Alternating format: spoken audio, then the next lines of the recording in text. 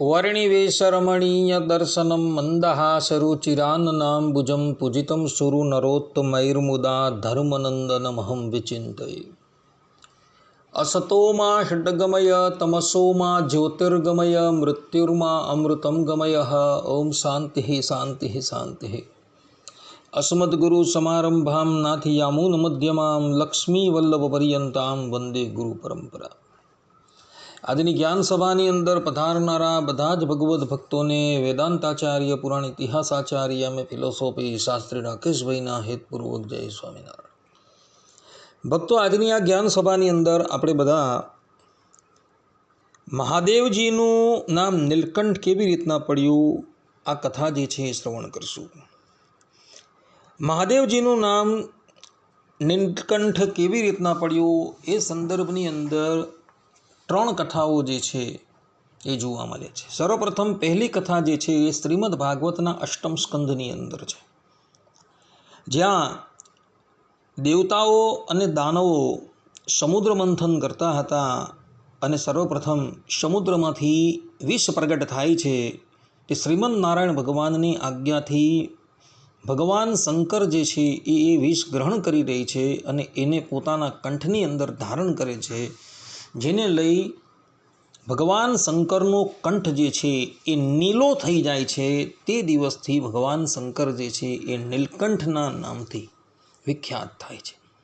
બીજી કથા જે છે એ મહાભારતના શાંતિ પર્વની અંદર આવે છે, જ્યાં એક સમયે નર અને નારાયણનું ભગવાન શંકરની સાથે યુદ્ધ થતું હતું। એ યુદ્ધની અંદર ભગવાન શ્રીમદ નારાયણ ભગવાન શંકરનો કંઠ જે છે એ પકડી લે છે અને કંઠ પકડી લેવાથી ભગવાન શંકરનો કંઠ જે છે એ નીલકંઠ થઈ જાય છે અને તે દિવસથી ભગવાન શંકર જે છે એ નીલકંઠના નામથી વિખ્યાત થાય છે।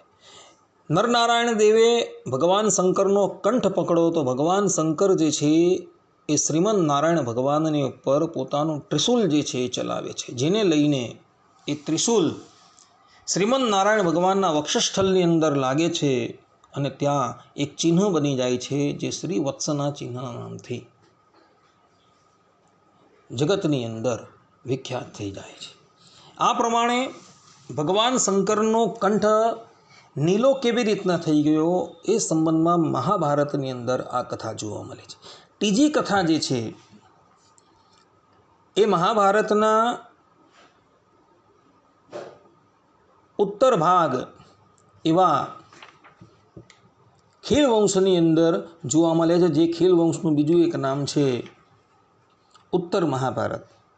એ ઉત્તર મહાભારતના વિષ્ણુ પર્વ અધ્યાય 74ની અંદર એક કથા જોવા મળે છે, જે કથા અનુસાર એક વખત ભગવાન વિષ્ણુ, દેવરાજ ઇન્દ્ર એ બંને મળી ભગવાન શંકરની સાથે કોઈક પ્રસંગે વિવાદમાં ઉતરે છે અને તે વખતે ભગવાન શંકર, ભગવાન વિષ્ણુ અને ઇન્દ્રદેવનું યુદ્ધ આરંભ થાય છે અને એ યુદ્ધની અંદર ભગવાન વિષ્ણુ પોતાનું સુદર્શન ચક્ર જે છે એ મહાદેવની ઉપર ફેંકે છે અને દેવરાજ ઇન્દ્ર પોતાનું વજ્ર જે છે એ વજ્રનો પ્રહાર ભગવાન શંકરની ઉપર કરે છે। એ વખતે ભગવાન શ્રીમદ નારાયણનું સુદર્શન ચક્ર જે છે તે અને દેવરાજ ઇન્દ્રનું વજ્ર જે છે એ ભગવાન શંકરના કંઠની અંદર વાગે છે અને એને લઈને ભગવાન શંકરનો કંઠ જે છે એ નીલો થઈ જાય છે અને તે દિવસથી ભગવાન શંકર જે છે એ નીલકંઠના નામથી વિખ્યાત થઈ જાય છે। મહાભારતના ખીલ વંશ 74મા અધ્યાયના 10મા શ્લોકની અંદર ભગવાન શ્રી કૃષ્ણ જે છે પોતાના સ્વમુખે ભગવાન શંકરની સ્તુતિ કરતા કહે છે, દત્ત પ્રહાર કુલિશેન પૂર્વમ તવેશાન સુરરાજ્યાતિવીર્ય કંઠે નૈલ્યમ તેન તે યત પ્રવૃત્તમ તસ્માત ખ્યાતસ્ત્વમ નીલકંઠેતિ કલ્પઃ।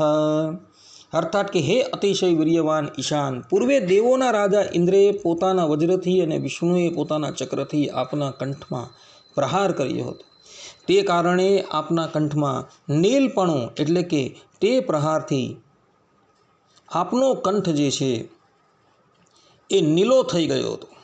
તે પ્રહારની નિશાનીરૂપ કાળાશ ચાલુ રહી છે. તેથી આપ નીલકંઠ એ નામે જગતમાં પ્રખ્યાત છો અને આપ તે ઇન્દ્રને કે વિષ્ણુને પણ શિક્ષા કરવા સમર્થ છો. આ પ્રમાણે દેવરાજ ઇન્દ્રએ અને ભગવાન વિષ્ણુએ ભગવાન શંકરની ઉપર અનુક્રમે વજ્ર અને ચક્રનો પ્રહાર કરેલો હતો. અને એ વજ્ર અને ચક્ર જે છે એ ભગવાન શંકરના કંઠની અંદર વાગેલું હતું અને તેથી ભગવાન શંકરનો કંઠ જે છે એ નીલો થઈ ગયો હતો. તે દિવસથી ભગવાન શંકર જગતની અંદર નીલકંઠના નામથી વિખ્યાત થાય. આ પ્રમાણે ભગવાન શંકર નીલકંઠ કેમ કહેવાયા એ સંબંધમાં 3 કથાઓ જે છે એ પુરાણ અને ઇતિહાસની અંદર જોવા મળે છે. આટલું કહીને હું મારા પ્રવચનને અહીં વિરામ આપું છું. સર્વે સંતુ નિરામયઃ, સર્વે સુખીનો ભવંતુ, સર્વભદ્રાણિ પશ્યન્તુ, મા કશ્ચિદ દુઃખ ભાગ ભવેત. અસ્તુ. જય સ્વામી.